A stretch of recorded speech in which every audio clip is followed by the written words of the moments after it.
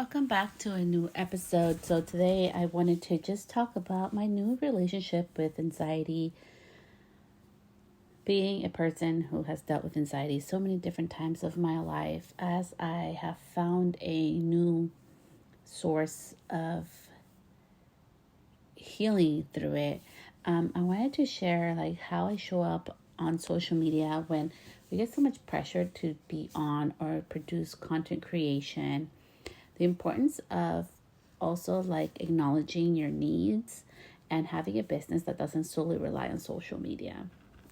Today I'm going to take you behind the scenes into other things that I do in my business, other things that can help you, and also navigating through anxiety, how I decide, although it may not be the best course of action or what the pros say or what it's the best for the podcast, why I decide to really post on real time versus like pre-recording every single episode and with my content as well.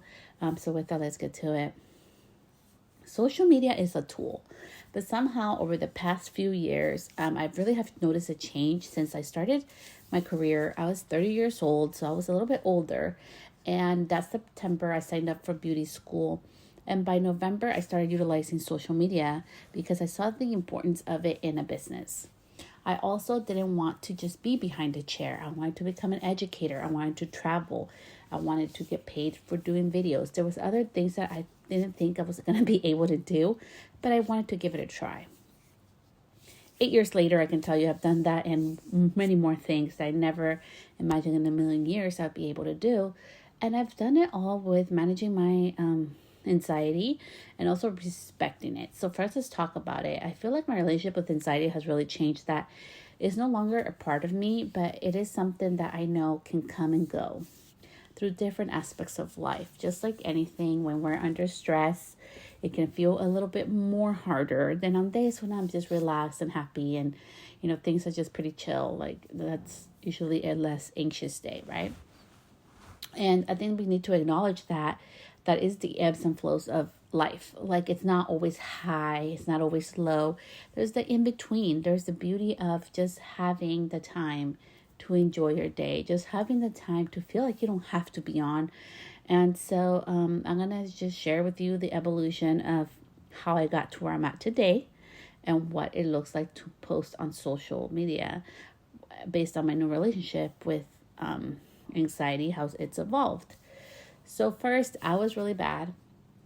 I would spend around 16 hours a day on social media, and it did horrible things for my mental health. It made my anxiety really bad. I always had to be on. I always had to be quote unquote working, I would tell my kids. Because I felt like if I wasn't on, I was missing out on something. So that adrenaline and addiction to social media is real. You can go back a couple of episodes. I did an episode on social media and how it affects us and the addiction part of it. Different studies that have been done on how it affects people.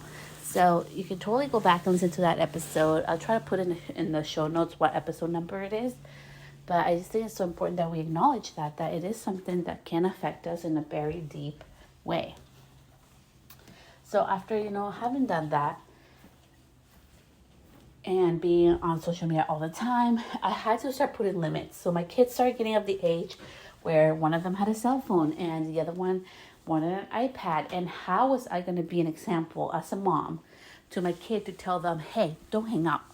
Don't be on the phone. Don't be on the iPad when I was doing that all the time. And so I really am so grateful for my children because they're the ones who really push me to go on this journey of like self-discovery and acknowledging that I didn't have to be on all the time. And this is how it started. So I discovered that there was this amazing little feature on our phone called the timer. And you can put times, stamps, and you can put like time. I apologize for the background noise. You can actually put like little timers on each of the apps. So on all of my social medias, they all have a time. So I don't have to be like worried about it. And at first I started with an hour. So I couldn't be more than an hour on each social media platform. And that was like telling me a minute at the time. Like it was just so horrible, so hard. And sometimes I would break the timer that would go off on my Instagram. But little by little, I started getting better at it. And it went down to half an hour, and now I'm down to 15 minutes per app. And there are days I have a rule once a week I do not go on any social media for 24 hours. Can you imagine what your business and life would look like if you're currently not doing that when you're off social media? So there are different tools that we can utilize to get to that point, okay? And I want to share those tools with you because they have helped me out so much, myself being an anxious person. My mental health has really, number one, I had to go ask for help. So I worked for a therapist for 2.5 years. Life happened, a really horrible thing happened that really pushed me to my breaking point where I had to get support. And that's gonna happen. Although you're a person in business and like you're me, like I do live videos and all this stuff, like I am a human being and I had to take a break. So that meant I stopped, after I was talking to my therapist and everything, 2.5 years, I no longer am with her because I have grown and gotten the tools that I no longer need her. And I just want to acknowledge that because sometimes we cannot do things alone and there's nothing wrong with that. So number two is that I went ahead also and stopped letting social media and others define my worth. So before, I would get so upset if I got less than 100 likes and all this stuff, right? But then I started noticing something, that when I showed up all the time, my likes and my views were less. When I showed up less, my views and likes were more. I also started noticing there were certain posts on my social media that would drive business. So maybe it got 5 or 10 likes, but you know what? I got 3 inquiries out of that post, and that's starting to matter. And it started making me have this shift inside of myself and my brain and my worth, that it was no longer about social media and what others liked about me. It was that I was being strategic with the post. It was that I was attracting the ideal clients. It was that I was doing it with intention, and that mattered more than productivity. That mattered more than how much I was putting out. And so that really, I'm so grateful for that opportunity of learning that it's no longer about how much content can I put out there, but how can I be more intentional about the content that I do put out there. And that really changed my perspective. So if you want to start moving away from having to be on or on social media all the time, there's lots of businesses that do not use social media. Aside all the experts and gurus, social media does make it easier, but to grow and to work with brands and to grow a business. But there are plenty of businesses still that do not use heavy social media. I know a very successful multi-six-figure business that does it without social media. So I know it can be done for many of us too. And these are 3 tools that I'm going to share. I'm not going to share everything, but I'm going to share 3 of the tools that I utilize the most. So number 1, use your website. So is it easy to do business with you? Do the people know what's in it for them? Do they understand what's like doing business with you, right? So utilize your website traffic, SEO, which is search engine optimization. It's pretty much how you get found on the internet. So when somebody searches, car repair shop in San Francisco, California, does your website pop up because you have the keywords that people are searching. So that's what that means. And I'm using the car shop because sometimes it's so much easier for us to picture, or at least for me it is, when it's something outside of our industry. So that's what I'm going to use for example. So that would be website. Also, in your website, if you have blog posts, that can also help being found as well. You can write articles, for example, if it was a car shop, right? Oh, well, what would be helpful? 5 things you don't know that you need after a car accident to ensure that your car gets repaired soon as possible. Little things like that, little blogs like that are helpful to people, that people are searching for, those type of things. So Cam's giving you ideas. So a blog post could be amazing. If you love to write, or if you like videos, you can put a video blog. So all those beautiful things can really help to bring people to your business without being on social media. Number 2 is running paid ads. I've taken a course on Instagram and Facebook ads. I do not run the ads that way. I run them differently. So you can do paid ads. So maybe look into that too. Does that work for you? Maybe an ad would be better because you can put, I'm going to spend $1 a day for 30 days. That's $30. It's probably less than you spend on your coffee runs or less than you spend on your drive-through food runs a month. $30 is an amazing investment to have people on your business. You can really target it where it can be for local people that want your type of business, for certain type of people. And you should know who your clientele is so that you're attracting the right people to that ad and that the ad speaks to them as well. So there's a whole strategy behind that, but I'm giving you some really quick tidbits of it. And even with what I'm sharing right now, that would be super helpful for you. So running ads is another thing that you can utilize. I did an episode, and you can go back as well. I did one with Stephanie, and she's the one who taught me about Instagram and Facebook ads, but I didn't do her program. I literally took what she taught and I implemented it in my own way so that my clicks, so what I pay per clicks is really low. The most I'll pay for somebody to click on one of my ads is 15 cents, which is amazing. And I always only run, honestly, $1 per day. I'm a cheap person. Go ahead, judge me. I don't care. I'm like $30, awesome investment. Brings lots of clients to my business without having to try or be on all the time on social media. So there's ads. And then lastly, number 3 is also like, I want you to actually look at your business. Not just listen to podcasts, not just go on Instagram and look for tips. Look at your business. How are people finding you? Start asking. So different ways that you can find out where people are finding you is on your intake form. So like, for example, for a contact me form, it's on there. People need to tell me like, hey, where did you find me? You can do it when they come into the salon. If you have you have walk-in business, like ask them, so how did you hear about us? Listen, write it down, put it on your notes. Like many booking systems allow notes. Start tracking that. And also like you can just make it part of your business. So do a system where you're able to find out where your clients are finding you. And I want to say this because I see this a lot and I hear about this a lot. And this is a hard lesson that I had to learn as well. So I'm just sharing it with you. The people and clients I attract on Pinterest are different than the people and clients I attract on Instagram. They're different than the people that I attract to my website. And the only reason I know that is because I track down the numbers. So I know where they're coming from. I know what's working and what's not working. And that's how I was able to figure it out, was by asking, hey, where did you find us? It's a simple question that can give you a lot of insight. And if you pay attention, most likely than not, most of the time they'll give you even more information, not just where they find you, but why they liked you and why they hired you. And that's a huge takeaway. So if you were distracted, go back to that part because that's a huge, huge takeaway. So if you don't want to be on social media, pay attention to that.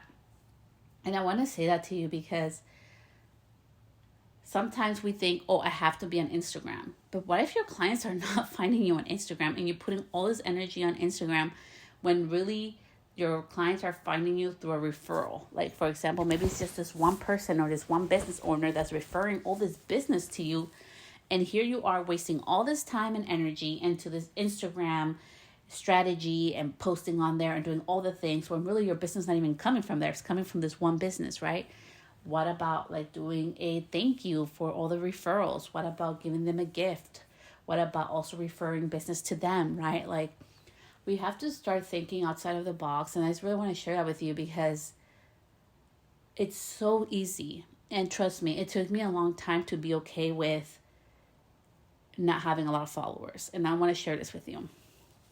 About 3 weeks ago, my Instagram, there was this little new feature that was saying, hey, if you want to, if we think this 150 people are not real followers, do you want to delete them? I deleted them.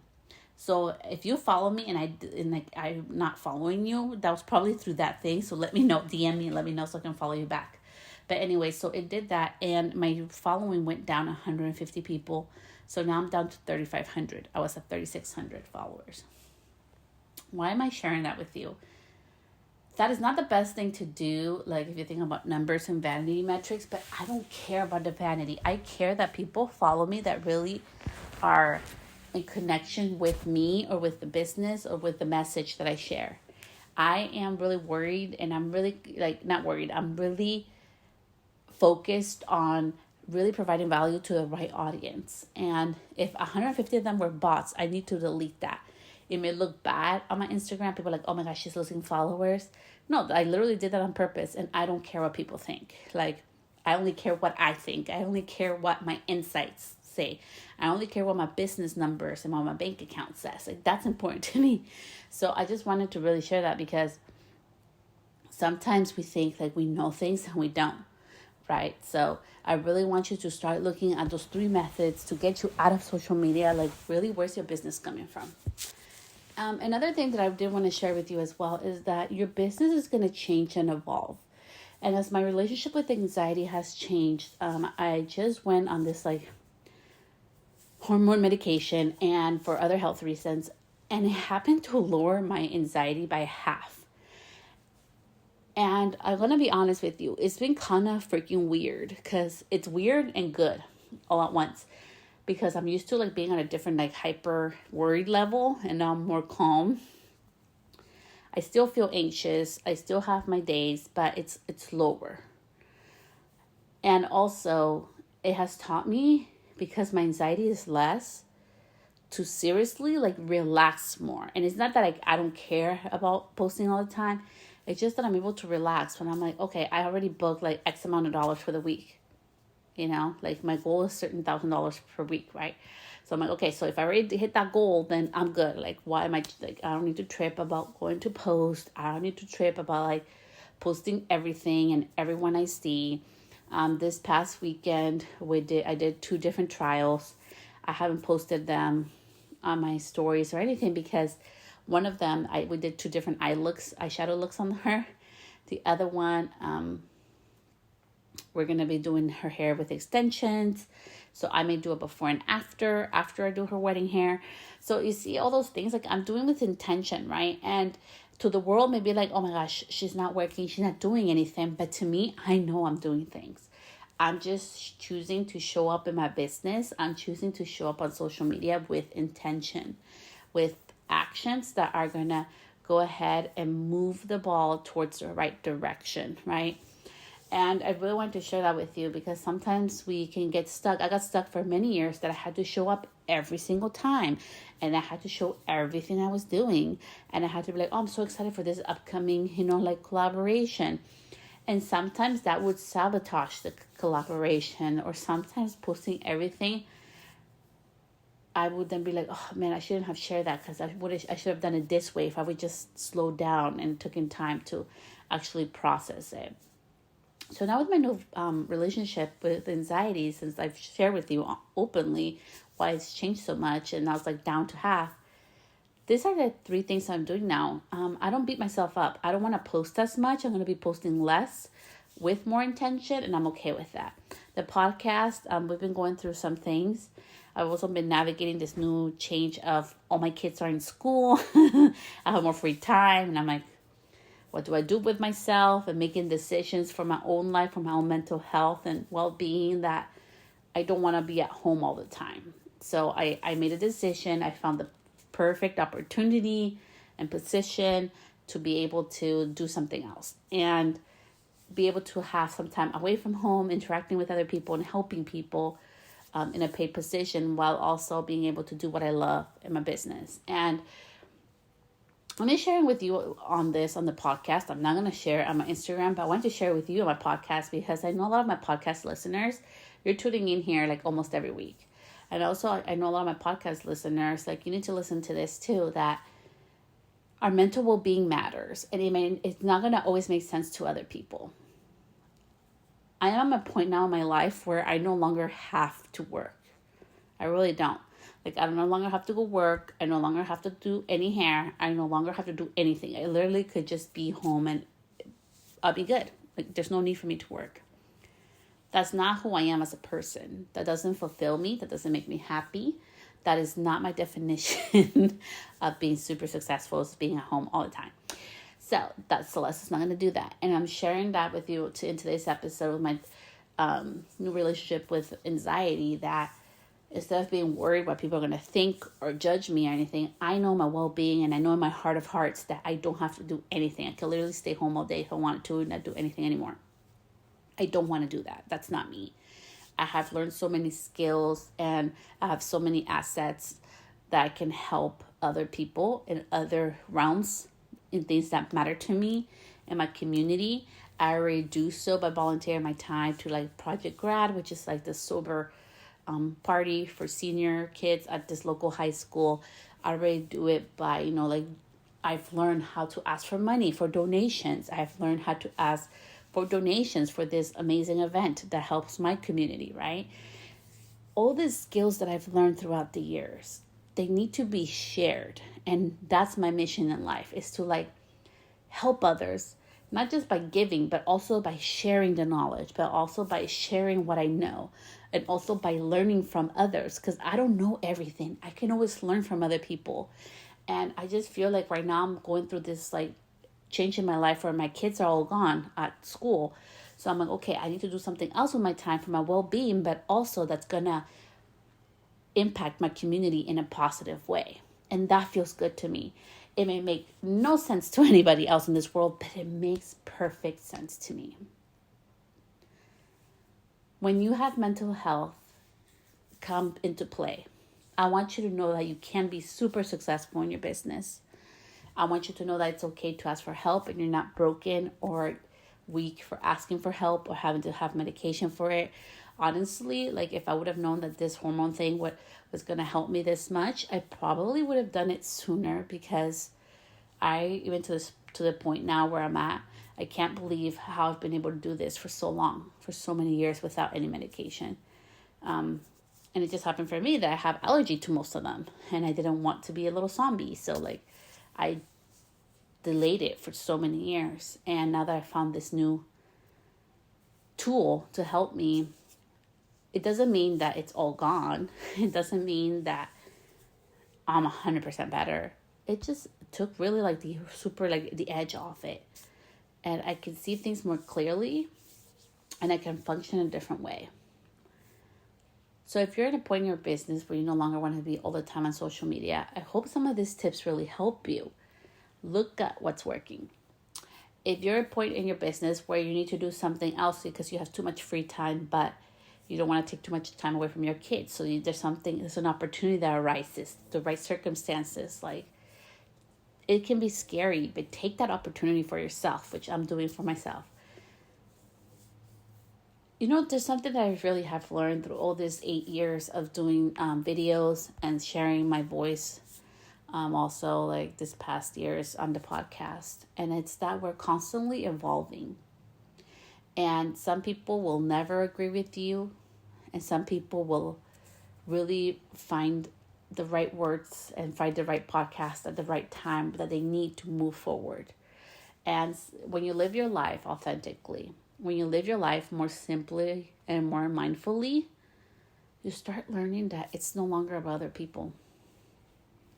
I've been learning more as I'm starting to grow older, that the more centered you are with yourself, that the more you take care of you, the more that you put that effort in. Like I've been rowing now for over 5 months. I row 2 to 3 times a week to the gym.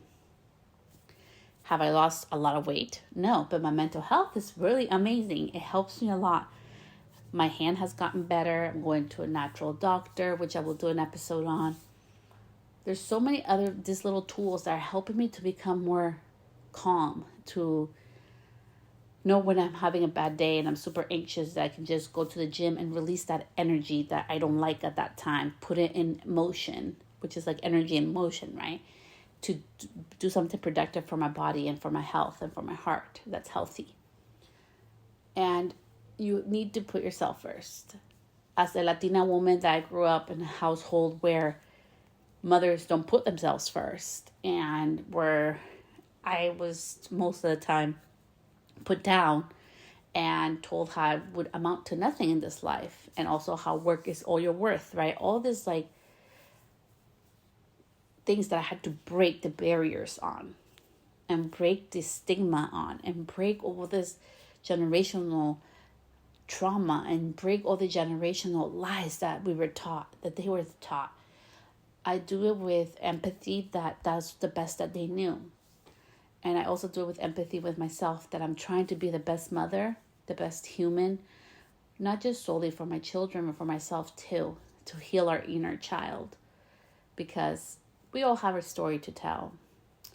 And we all have little quirks, and we all have little things that come along with life and trauma and things. And for me, it has been anxiety. And I'm so grateful that I've been able to push through it for so long.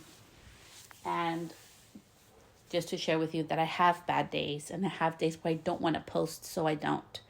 And there are weeks where, yes, I can pre-schedule this whole podcast for the end of the year.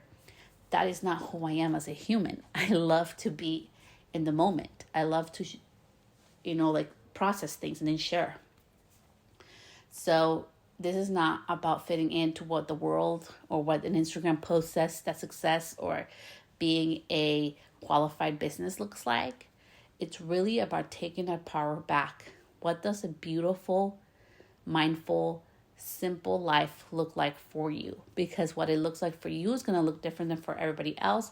What simplicity looks like for me, being at home, being able to pick up my kids, being able to drop them off at school, being able to go take them a lunch if they forget it at home, being able to support them and be there for them in different ways at different times by having control of my time in the type of business I run, and being a better mom by also utilizing my time when I need to for other things that bring me joy and help my community as well. That is fulfillment for me.